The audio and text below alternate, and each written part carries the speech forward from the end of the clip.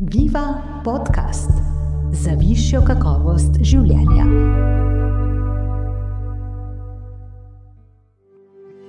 Anafilaksija, smrtno nevarna alergijska reakcija, ni redkost. Do 5% ljudi jo doživi vsaj enkrat v življenju.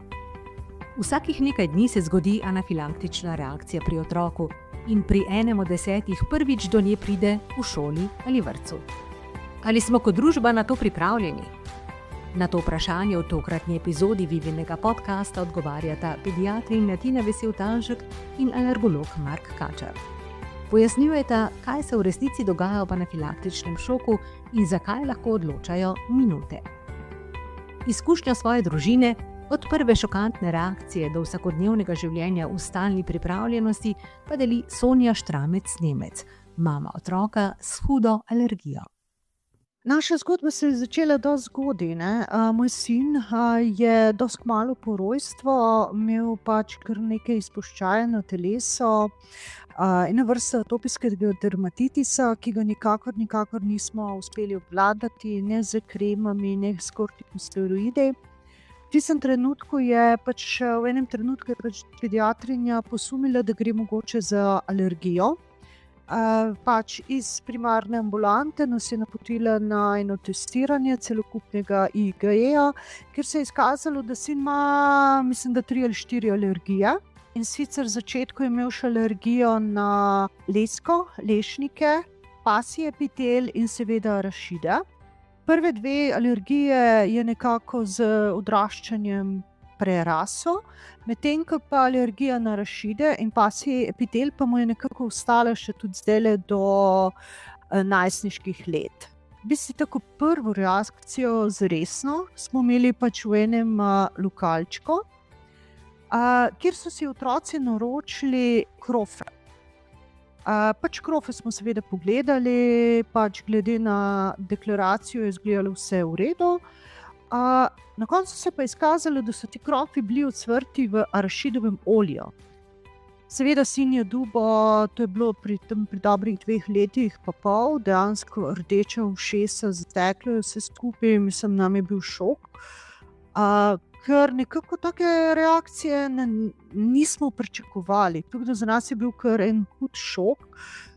Sploh nisva vedela, kako naj z možem odreagirala v tistem trenutku, sicer smo šli pol v ambulanto, ker je ravno naša pediatrinja delala, ki je dala sicer nam antihistaminik in se je potem dejansko izboljšalo. Moram pa priznati, v tistem trenutku, ko sem to videla, doživela, vem, da prva noč, ko je sin spal v svoji sobi, jaz sem ga res hodila na 15 minut gledati, ali je v redu, ali je vse v redu, je še živ. Mislim, ena panika, ki sem jo doživela v tistem trenutku, ne. Dejansko v tistem trenutku smo naš življenjski stil prilagodili temu, da živimo z alergijami. Veliko smo se v tistem trenutku pogovarjali z družinami, včasih kljub temu, da so družine najbližje, mogoče tudi njim je težko sprejeti, da mogoče otrok ni popoln, ne. In je bilo kar nekaj dela. V vrtcu smo recimo imeli izredno dobro izkušnjo, sinova vzgojiteljica je bila bivša medicinska sestra, ki je poznala, ki jo ni bilo strah takih reči, vendar smo pa v vsakem primeru naš življenjski stil prilagodili, ne. Recimo, ne vem, mi zelo težko gremo jesti kam v lokal, se pravi, da nekako moramo naše vikende organizirati na način, da pridemo domov, da si skuhamo, da kaj pojemo ali da nesemo kaj hladnega s sabo, nekako vpliva na življenje, ne. Treba je razločevati med alergijo in anafilaksijo. V bistvu alergija je katerakoli oblika takojšnje preobčutljivostne reakcije, medtem ko o anafilaksiji govorimo šele takrat, ko je prizadetih več ločenih organskih sistemov. Incidenca in prevalenca alergije sta v zadnjih letih zelo naraščali, zdaj ste pa nekako dosegli plato, kjer približno vsak drugi pacient ima neko obliko alergije. Medtem ko anafilaksija je, hvala Bogu, veliko redkejša, pričakujemo, da bo v življenju imela anafilaktično reakcijo nekje med 0,3 do skoraj 5% splošne populacije. Najpogostejši povzročitelji sistemskih alergijskih reakcij v Sloveniji so zdravila, Najpogostejši med temi so antibiotiki in pa zaviralci protonske črpalke, torej zdravila za zmanjševanje zgage. Potem na drugem mestu so piki kožekrilcev, torej ose, čebele, konec koncev smo Slovenci narod čebelarjev. Na tretjem mestu so pa potem prehrambeni alergeni. V ospredju seveda oreški, arašidi, morski sadeži, tudi soja in zdaj imamo tudi veliko nekih novih neoalergenov, ki jim prej niso bili izpostavljeni. Kot sem že rekel, anafilaksija je sistemska reakcija. V večini definicij govorimo o anafilaksiji takrat, ko gre za prizadetost kože in sluznice ter še enega drugega organskega sistema. V zadnjih letih pa se je začela sprejemati tudi definicija, da pride v bistvu do šoka. Šok je v bistvu stanje, ko srce ne dostavlja dovolj krvi v tarčne organe, torej pride do hudega padca tlaka in potem hipoperfuzije oziroma premajhnega pretoka skozi tarčne organe, kot so možgani, srce in tako naprej. Pri otrocih imamo pa malo drugačen vrstni red vzrokov anafilaksij. Najpogostejša je hrana, daleč najpogostejša. In sicer pri majhnih otrocih alergija na kravje mleko, jajce, tudi arašide. Arašidi so najpogostejši vzrok anafilaksije v vseh starostnih skupinah otrok. Potem so pa pogosti povzročitelji tudi drevesni oreščki, med njimi lešniki in indijski oreščki na prvem mestu. Mi smo ocenili pred leti, da se v Sloveniji zgodi anafilaksija otrok oziroma mladostnikov vsake 3 do 4 dni ena. In s tem nekako kar lepo pašemo v evropsko povprečje letne incidence anafilaksije pri otrocih in mladostnikih. Potem pa na drugem mestu so vzrok anafilaksije piki kožekrilcev, predvsem os, na tretjem mestu pri otrocih pa zdravila, tudi malo drugačno od odrasle populacije, nesteroidni antirevmatiki in beta-laktanski antibiotiki. Če gledamo časovnico anafilaksija je takojšnja preobčutljivostna reakcija. Nekako lahko, odvisno od tega, kako alergen vnesemo v telo, lahko pride do pojava simptomov že v nekaj sekundah, če je to zdravilo, recimo, ki se ga da intravensko, ali pa recimo v primeru pika kožekrilca, lahko pa do reakcije pride celo do nekje 2 uri po reakciji, za ene posebne alergene pa celo do 8 ur po stiku z alergenom. Tako da niso vse anafilaksije takojšnje reakcije, so pa vse pa oblike anafilaksije nastopijo hitro. Zdravljenje je ključnega pomena je zgodnje zdravljenje. Prej, ko damo pravo terapijo, manjša je verjetnost napredovanja bolezni, manjša je verjetnost slabih izidov in tudi manjša je verjetnost tako imenovane bifazne reakcije, kjer v bistvu pride do ponovitve simptomov, torej znotraj 24 ur po prvem in edinem stiku z alergenom. Po prvi reakciji z temi krofi smo dobili komplet za samopomoč, in sicer eno tabletko antihistaminika in pol tablete medrola, glede pač na težo sina, ki je bila. Po pač resnejši reakciji, ki smo jo pa imeli enkrat na morju, ko je bil pač sin star približno 3 leta.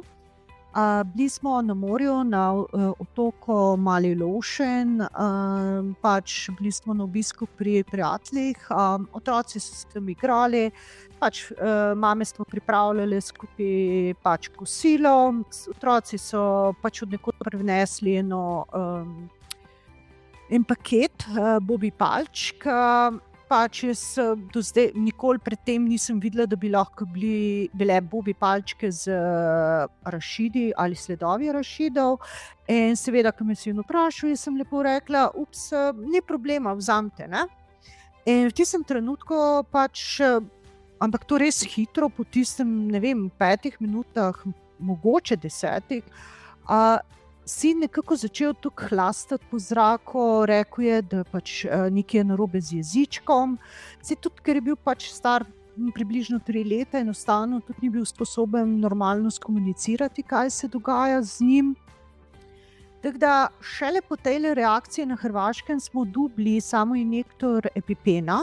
Kako smo pa danes na to pripravljeni, ne? Pač šli smo v šolo anafilaktičnega šoka, ki ga organizirajo pri pediatrični kliniki Univerzitetnega kliničnega centra Ljubljana. Tam so nas dejansko zelo lepo usposobili, pokazali praktično, razložili tiste osnovne stvari, ki jih pač rabi zavedati. Tako da jaz bi tlele na tem mestu rada pohvalila vse sodelavce, ki delajo na anafilaktični šoli, ki je dejansko dostopna vsem staršem, vzgojiteljem, brezplačno, je zelo pogosta, tudi enkrat na mesec, če se ne motim.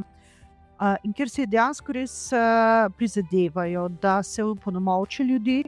Jaz pač taka, kot sem zelo analitičen človek, smo še te navodila pediatrične klinike nekoliko nadgradili.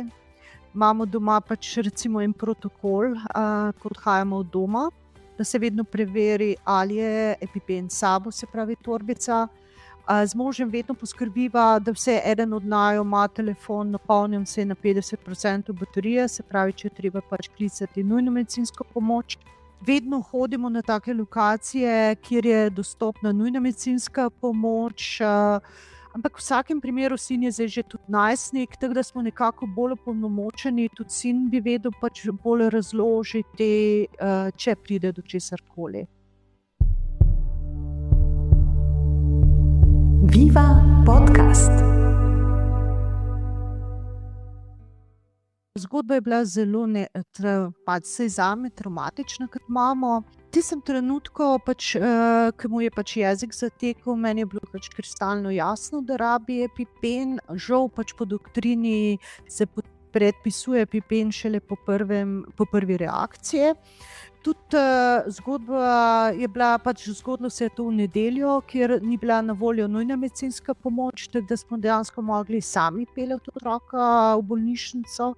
Sin je seveda bil v zelo slabem stanju, bruho, dejansko zelo zoprna, grda situacija. Ne? Seveda najlažje bi bilo imeti že prej samo adrenalina pri sebi, naprej napovedati te reakcije. Če pa nimamo, pa lahko poskrbimo, da je čim prej opravljen klic na prvo pomoč. Potem pa odvisno od situacije, tudi v Sloveniji je odvisno od kraja, kjer se zgodi anafilaksija. Lahko starši tudi dajo otroka v avto in grejo naproti reševalnemu vozilu, da se srečajo čim prej. Ali pa, če je možen prihod reševalnega vozila, otrok počaka doma v ležečem položaju, ki je priporočeno ob anafilaksiji, oziroma če težje diha sede. Če pa seveda nimaš samo nekaj adrenalina pri sebi, je pa to, kar lahko narediš. Če pa bi ga imel, pa je namenjen samo nekaj adrenalina, da začneš zdraviti anafilaksijo pri otroku oziroma pri odrasli osebi. Indikacije za predpis samo nekaj adrenalina so kar jasne. Največ oseb, tako odraslih kot otrok, ima pri sebi samo nekaj adrenalina zaradi alergije na pike kožekrilcev, dokler ne vstopijo v zdravljenje, v specifično imunoterapijo. Potem, če poteka imunoterapija brez zapletov oziroma če nima posameznih kakšnih dodatnih bolezni, ni potrebno več, da nosi samo nekaj adrenalina, oziroma pri alergiji na hrano po anafilaksiji. To so najpogostejše indikacije. Včasih ne ugotovimo vzroka za anafilaksijo in seveda kljub temu predpišemo samo nekaj adrenalina, se pa trudimo, da je to v čim manjšem procentu. Možen je pa predpis samo nekaj adrenalina tudi ob predhodni blažji reakciji, če je na primer majhna količina zaužite hrane sprožila urtikarijo ali če je po piku žuželke nastala urtikarija, je to tudi možno. S tem, da priporočamo dialog skupaj z starši, otrokom, da s tem, ko predpišemo samo nekaj adrenalina, ne obremenimo družine, ampak da jim je lažje, da imajo zdravilo za samo pomoč. Druge indikacije za predpis so redkejše, so pa tudi možne, naprimer med kroničnimi koprivnicami je koprivnica na mraz, ki se lahko prelevi, sicer zelo redko na srečo v anafilaksijo. Ali pa pri otrocih smo vajeni pediatri bolj kožne oblike mastocitoze in če bi otrok imel veliko sprememb po koži, in tudi posebne laboratorijske izvide, naprimer povišano kriptazo v serumu, bi tudi lahko preventivno prejel samo nekaj adrenalina. Včasih je možno tudi pri nekaterih alergijah glede na izvide krvi že malo napovedati, kaj bi se zgodilo, tudi če ni bilo predhodne hude reakcije ob zaužitju, naprimer arašidov. Pri tem nam pomaga IgE rekombinantna diagnostika. Včasih to ni bilo možno, sedaj pa si lahko tudi s tem pomagamo pri napovedi resnosti reakcije. Recimo, moj otrok, ki je bil v vrtcu, sem bila res vesela, da je imel svojo vzgojiteljico, ki je bila res krasna. Poznam pa tudi en kup staršev, ki recimo take sreče nimajo. Tudi ko je prišel moj sin v šolo, nekako smo imeli malo več izzivov, težav. Mogoče tudi celo na začetku neke slabe volje, nerazumevanja, vendar smo se pa pač v naslednjih 9 letih uspeli dogovoriti, da je dejansko res bilo pravilno poskrbljeno. Lahko povem sicer, da začetku prve 2 leti moj sin v osnovni šoli sploh ni dobival hrane, ampak smo mu tudi pripravljali hrano za sabo. Nekako v enem trenutku se je pač tudi dalo za šolo dogovoriti, da so tudi take alergije sprejeli in dejansko res poskrbeli za varno prehrano. V naši šoli smo imeli res najbolj težave z pripravo obrokov. Nekako šola se je tle pač postavila na začetku na stališče, da to ni njena obveznost. Sicer zagotavljali so malico, vendar pa če je otrok v bistvu praktično pol dneva v šoli, vse ta svetli del, enostavno ne more biti samo na malici. Vendar se je pa tudi to uredilo pač z enim dialogom. Zdaj, kako okolica sprejema? Pač nekateri ljudje so res dovzetni, razumejo. Bom čisto, ki se izkušam povedala, nekako imam občutek, da ljudje lažje sprejmejo recimo kakšne prehranske alergije, da pa recimo alergije na recimo pasji epitel, tlele dejansko posamezniki izhajajo mogoče zelo kot poseg v njihovo družino, ker pa seveda kužka štejejo za svojega družinskega člana in mogoče v tem delu je še mogoče res največ izzivov, vsaj za našo družino. Verjetno bi bilo bolje, če bi imeli kakšno raziskavo, ki bi ocenila natančneje, kako je stanje v vrtcih in šolah glede izobraženosti, pripravljenosti pomagati. Mi lahko le ocenimo. Starši večinoma pohvalijo sodelovanje z vrtci in šolami, vendar je resnica taka, da le manjši delež zaposlenih v vrtcih in šolah je deležen izobrazbe, to je pomoči otroku ob anafilaksiji. Pride kakšen ali 2 ali 3 zaposleni, ki za otroka z že predpisanim samoinjektorjem adrenalina skrbijo. Večina zaposlenih pa o tej stvari ne ve prav nič. Žal, izobraževanje o alergijah ni del rednega kurikuluma pedagoških bodočih delavcev. Pa vendarle bi bilo to zelo dobro že mogoče v osnovni šoli začeti in tudi na ta način ozaveščati o alergijah, da bi bili otroci tudi z alergijami boljše sprejeti, ker nam poročajo tudi, si lahko mislite o različnih vrstah bulinga. Sicer pa tisti, ko pridejo na izobraževanje, na vsakem izobraževanju pade vprašanja, zakaj pa nimamo samoinjektorjev, tudi mi take, ki bi bili na voljo za primer prve anafilaksije. Ker veste, anafilaksija enkrat preseneti. V šolah tudi več kot 10% med otroci nastane prva anafilaksija ravno v šoli ali v vrtci, tudi v Sloveniji je tako. Tako da tisti, ki pridejo na izobraževanje, se počutijo potem bolj samozavestni in so tudi bolj pripravljeni pomagati ob anafilaksiji. Bi bilo pa potrebno pravzaprav veliko več truda za sistemsko izobraževanje. To pa ne more izvesti peščica alergologov, ampak bi bilo dobro, da bi bilo en tak timski projekt celotne države. V Sloveniji tudi ni na voljo samoinjektorjev adrenalina, ki bi bili dostopni na javnih mestih. Čeprav menimo pediatri, alergologi, da bi bilo to dobro. Ravno pred kratkim smo imeli na srečanju alergosekcije, odrasle alergosekcije, predavanje na to temo in v bistvu se pri zagotavljanju dostopnih adrenalinskih avtoinjektorjev vedno postavlja par vprašanj. Najbolj je tisto pragmatično, kdo bo tukaj plačnik, kdo bo izvedel to izobrazbo, kdo bo preveril, če je to pravilno dano, in seveda strah pred škodljivimi učinki zdravljenja. Ampak treba se zavedati, da adrenalin, če je apliciran intramuskularno, da je relativno varno zdravilo. Naš lastni profesor Košnik na kliniki Golnik je naredil pregled vseh aplikacij adrenalina v Sloveniji in ni bilo niti enega primera, da bi intramuskularno dal adrenalin komu trajno škodoval. Tako da imamo mi tukaj veliko dobrih dokazov, ki kaže, da je bila to odlična intervencija. Seveda je pa vprašanje tukaj, kdo bo tukaj plačnik, in ne samo za adrenalinske avtoinjektorje, ki jih je treba menjati praktično enkrat letno, ampak tudi za izobraževanje vseh teh posameznikov, ki bi zdravilo dajali. Smo že hoteli predlagati, da bi bil uporaba EpiPena in avtomatskega defibrilatorja del edukacije za Rdeči križ pred vozniškim izpitom, ampak do zdaj se to še nikamor ni žal premaknilo. Kar se tiče nakupovanja hrane, je svojevrsten izziv.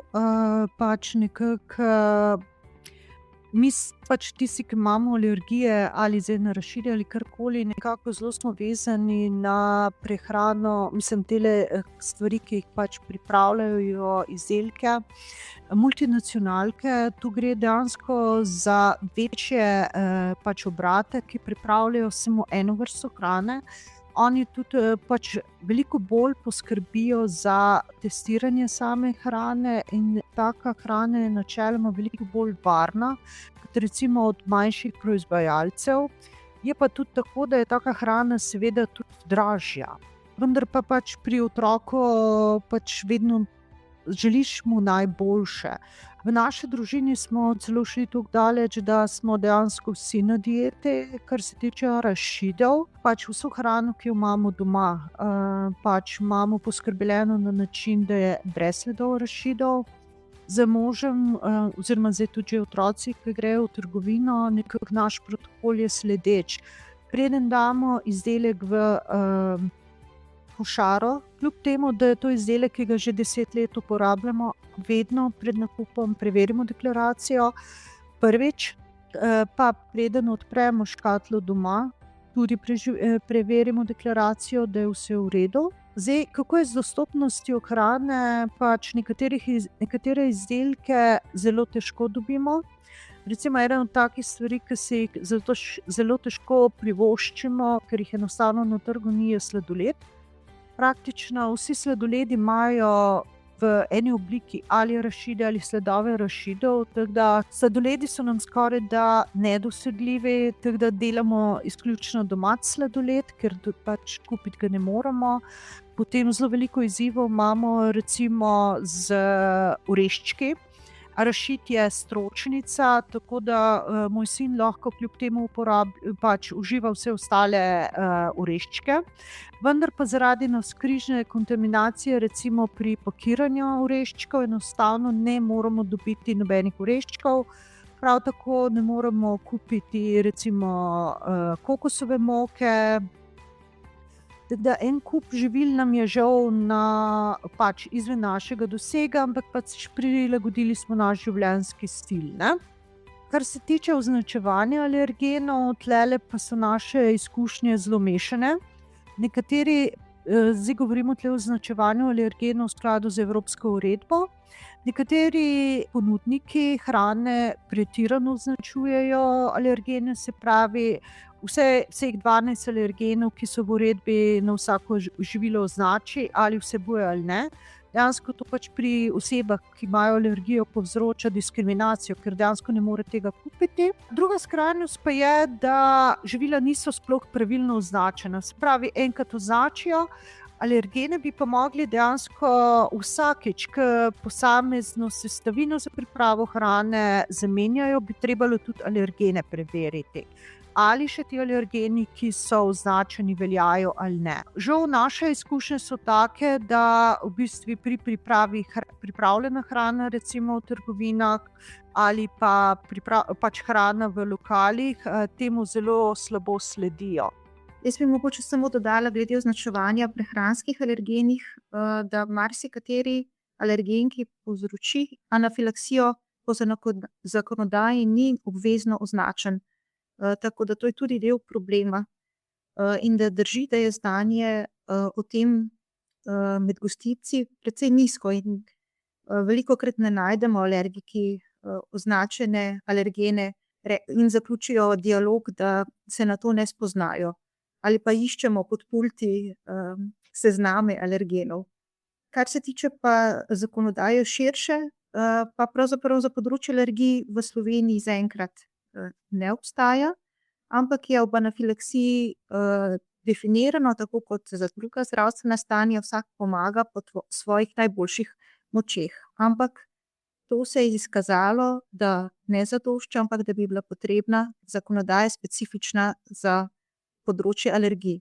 Tako da v nekaterih državah okrog nas so to vzpostavili in je potem okolje za alergike varnejše. Več ljudi ve, kaj je za narediti in se tudi bolje počuti, če nekaj naredijo, da jih tudi zakonodaja ščiti. V Sloveniji imamo odlično diagnostiko na področju alergologije. Sledimo vsem smernicam, ki se tičejo obravnave anafilaktičnih šokov. Vendar pa nekako, ko ena družina pride izven zdravstvenega sistema, potem se ti pa postavi še milijon enih vprašanj. V končni fazi čisto taka tehnična vprašanja, kam lahko gremo jesti, kje je varno, kateri ponudnik, ker kljub temu nekateri ponudniki si izredno prizadevajo tudi za osebe, ki imajo medicinsko predpisane diete, da zagotovijo prehrano. Potem tudi zelo velikokrat uporabniški nasveti, kje kupovati, kaj kupovati, katera živila so, na kaj paziti. Čisto recimo mene, ko sem bila seveda nova v tem, mene je čisto presenetilo, v kateri vse kozmetiki je recimo arašidovo olje. Presenetilo me je, da je arašidovo olje v bistvu tehle drobtinicah oziroma posipu za tortice. Presenetilo me je, da v bistvu arašidove lušine se uporabljajo za mačji posip, da so arašidi kot kompost uporabljeni v zemlji za zelenjavo. Vse to so take vprašanja, ki dejansko se moraš pač sam pripraviti. In jaz probam opomogčiti starše, da se vključijo v društva, v civilne iniciative, kjer dejansko lahko svoje izkušnje zamenjajo, dejansko izvejo karkoli novega, delijo izkušnje starši, da izvejo, kaj je recimo pri nekom bila težava, da se temu izognejo. Kar se tiče samega sprejemanja alergij, jaz verjamem, da nekdo, ki ni tega živi, mu je to mogoče težje sprejemati. Jaz bi predvsem na tem mestu prosila vse tiste, ki niso alergiki, ampak zlorabljajo dejstvo oziroma se izgovarjajo na alergije, ko recimo so v lokalu in nočejo, jajc, ker jih ne marajo, ne zlorabljati tega, da poveste, da ste alergik. Povejte pošteno, enostavno, da ne želite jajca v vaši hrani ali katerekoli druge sestavine, zaradi tega, ker potem v posameznih lokalih dojemajo, kot da je alergija neresna. Ne, za tiste, ki smo alergiki, je to zelo, zelo huda zadeva. Veliko se v zdravstvu naučimo od otrok in od staršev z alergijami, tako da obravnava alergije je timsko delo. Ne smemo pozabiti na zdravstveno nego, ki so zelo pomembni tudi za edukacijo, za diagnostiko, da opravijo potrebno diagnostiko z otrokom. In potrebujemo tudi za otroke klinične psihologe, ki bi imeli znanje o alergijah, in dietetike, ker otroci, razvijajo lahko tudi drugačne vzorce obnašanja, gre težje v družbo, se bojijo hrane, tako da jim je treba stati na večjih nivojih v pomoč. In tudi v šolah in vrtcih si zaslužijo tako bivanje kot vsi ostali otroci. Boste pa lahko opazili pri otroku z alergijo številne pozitivne lastnosti. Tak otrok bo vajen reda, bo se zdravo prehranjeval, bo razumel, kaj je to problem, bo tudi bolj popazil na ostale otroke, bo empatičen. Tako da kar je treba tudi te odlične lastnosti alergika opaziti. Glavno sporočilo je, ki je pa naslovljeno predvsem zaposlenim v zdravstvu, v drugih panogah, torej ne v alergologiji, je, da trenutno zdravljenje anafilaksije v Sloveniji je lahko še nezadostno. Zelo prepogosto posegajo zdravniki po kortikosteroidih in antihistaminikih in zelo pogosto prepozno posegajo po adrenalinu, tako da res vsakdo, ki prihaja v stik z anafilaksijo, kar pa je praktično vsak zaposlen v zdravstvu, bi moral poznati ažurne smernice za uporabo adrenalina. Res pogosto vidimo, da se čisto prepozno to zdravilo daje. Viva podcast. Anafilaksija ne izbira ne časa, ne kraja. Ko se zgodi, odločajo minute in pravočasna pomoč lahko reši življenje. Hvala, ker ste poslušali Vivin podcast. Pripravila sem ga Mateja Jordan, pogovarjala sem se s pediatrinjo Tino Vesel-Tanšek, alergologom Markom Kačarjem in mamo Sonjo Štramec-Nimec.